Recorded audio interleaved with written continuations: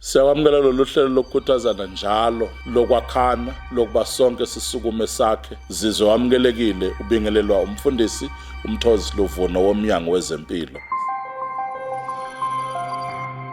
Yonke into eyenzekalayo emphakathini yenzekelelwa isizathu esisuke sibalekile. Awukho umnyango ongalethwa kwi-community ungenasidingo sokuthi ulethelweni lo mnyango. Recently ungqongqoshe wethu hamba ehlaba isoyi kokuthi kukhona isikhungo esizokwakhiwa lapho.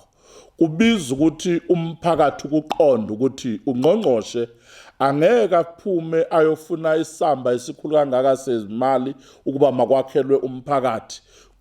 Futhi bese hlwithwa amandla ukuthi leso simo ekumele ngabe siyenzeka kwi-community bese kuba i-community futhi edicilela phansi lo msebenzi.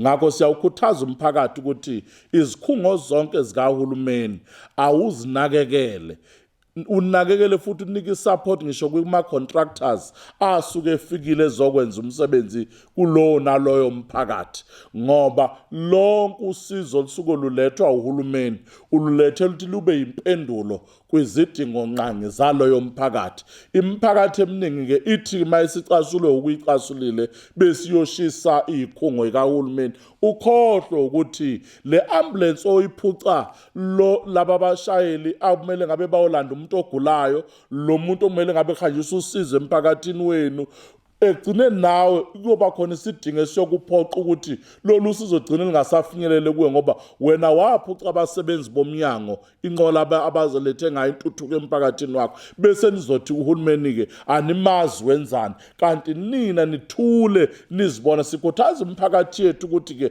manibona kwenzeka okungafanele bambisanani namaphoyisa nibike lokho enisuke senikubonile. Akekho ozokudalula ukuthi sitshelwe umuntu wakwasibanibani ukuthi obani abenze into ethile. Lethani information endaweni ezifanele ngoba izikhungo zonke zikahulumeni ziyizikhungo zenu. Abafuwe nawo dadewenu laba enibabulalayo ngoba nifuna ukuthatha le mpahla ezoba lusizo emphakathini yenu. Siyakukhuthaza ukuthi imiphakathi ayifunde ukunakekela abasebenzi uma belethe insiza kwimiphakathi yethu. Kungaba i-ambulance, kungaba ama-social workers, noma ngabe obani enibona kunephawu lwakahulumeni abangahlukunyezwa bayimpendulo ezidingweni zomphakathi. Ngiyabonga.